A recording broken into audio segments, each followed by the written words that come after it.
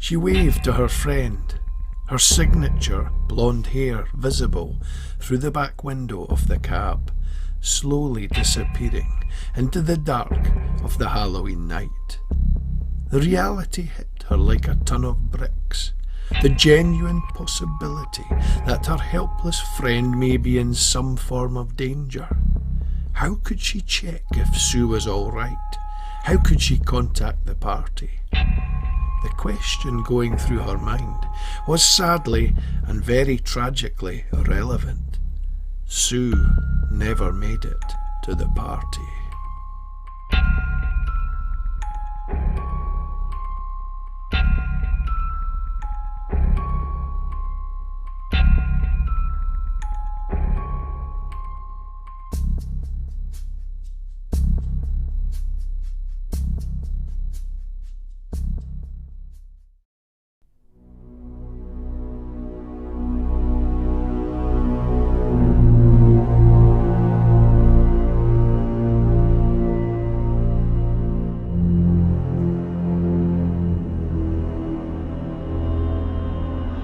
As darkness falls over Edinburgh North, a chill in the air, the light begins to fade. Autumnal scenes decorate the landscape. October winds blow, the trees now sway. Children appear in the dim orange glow. Hideous effigies the Guisers portray. Beneath the streetlights of shadows and fright, what shall await them this Halloween night?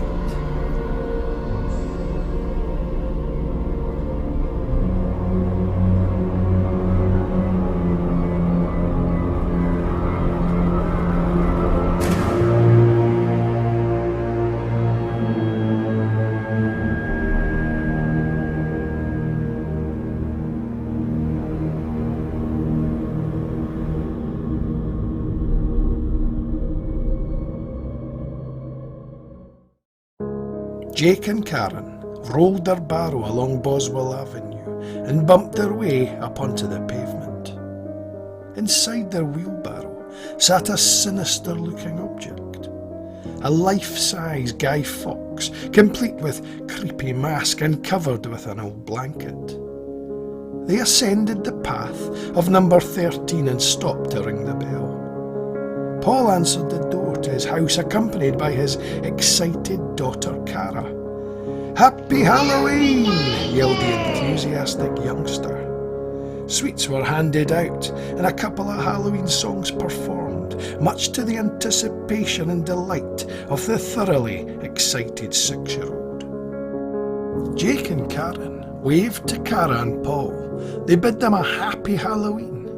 The children manoeuvred their barrow down the driveway of the house and ventured into the darkness of the Halloween night.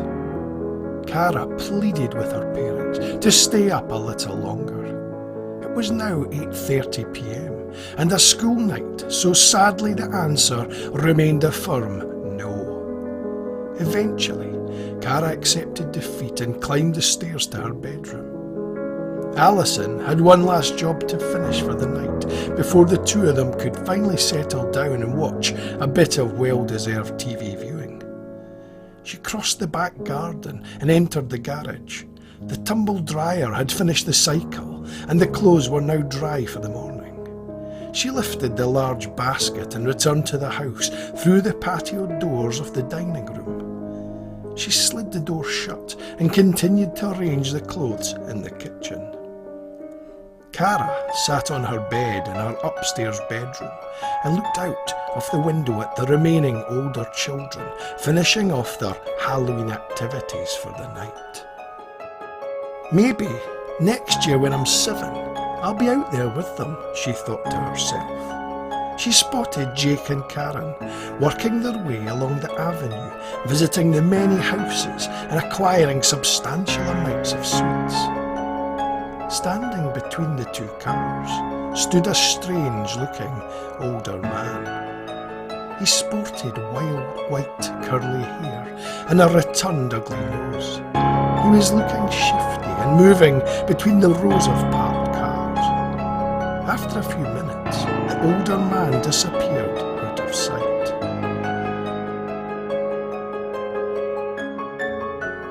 Paul and Alison relaxed with some Halloween viewing. As the evening viewing concluded, Alison noticed her husband nodding off beside her. Aware that bed was calling, she nudged Paul and informed him she was heading up to bed. Cara lay in bed wide awake with the excitement of Halloween night. Although meant to be in her bed, the girl felt the need to head downstairs and get a glass of water. She crept down the stairs and could see the silhouette of her parents seated in the glow of the TV. She crept through the kitchen and poured herself a drink. Cara walked back through the dining room to head up the stairs and back to the snug of her bed. Suddenly, something caught her attention. Something was moving in the garden. She drew closer and walked past the dining table, but could see nothing through the patio doors. The girl was now becoming scared and instinctively turned around to check that her parents were still there. As she turned around, terror hit her like a bullet to the head. There, standing in the garden, was the same older man she had seen in the front street. He was looking straight at her from the garden and through the patio doors. Cara screamed aloud and with it dropped a glass of water. The glass shattered into pieces on the hard dining room floor. The sound of glass smashing cascaded through the house. Paul leapt from the chair after being startled by the noise from the dining room. Both parents ran through to the back of the property and presented with their terrified and crying daughter. "What on earth is going on? Why aren't you in your bed?" screamed a disorientated Paul. The girl grabbed hold of her mum and sobbed. "There's a man in the garden, an old man with white hair," she cried out. Paul ran through to the dining room and scrutinised the back garden of the property. Pulling open the patio door, he searched and searched, but could see nothing at all. After a while, Cara accepted that she was mistaken. The excitement of Halloween to blame for the incident. Paul locked up for the night. He double-checked the locks of the front and patio doors. As an extra security measure, he removed both keys and took them with him upstairs in his pocket.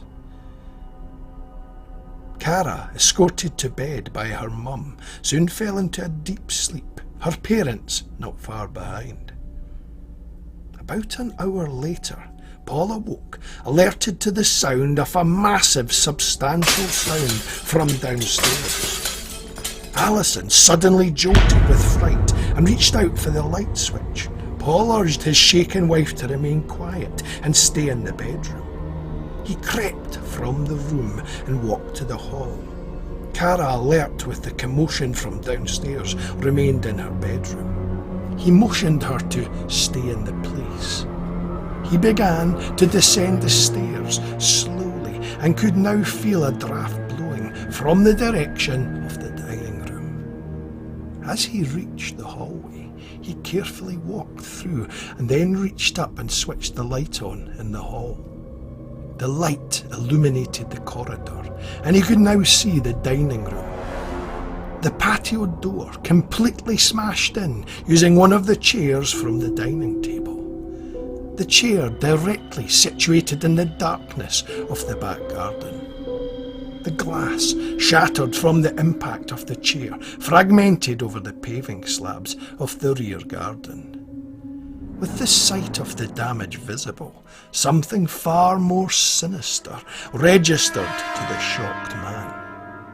Whatever had smashed the patio window could only have achieved this from also being inside. Paul, in a panic, quickly turned around and checked the front door of the house. The lock was as he had left it and had not opened at all.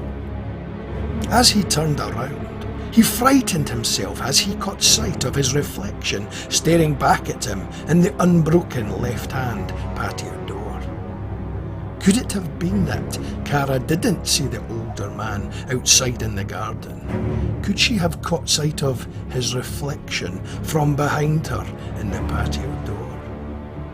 Paul felt a wave of revulsion flow through his body as the terrifying realisation of what could have materialised unfolded. He switched the lights on in the dining room and stood horrified at the sight of muddy footprints. A trail of large, broad, mud-stained prints led from where he stood in the dining room and out through the broken door and into the garden. Paul followed the tracks and eventually came to the garden wall which led to the old railway path. He raised his torch to the wall and shone it over and onto the trail. Paul turned white with fear at what confronted him on the dark and ominous railway path. There, sitting, looking up at him from the channel, sat a horrific face. A face with a round nose and white curly hair. It was a mask with a hideous likeness of an older man's face.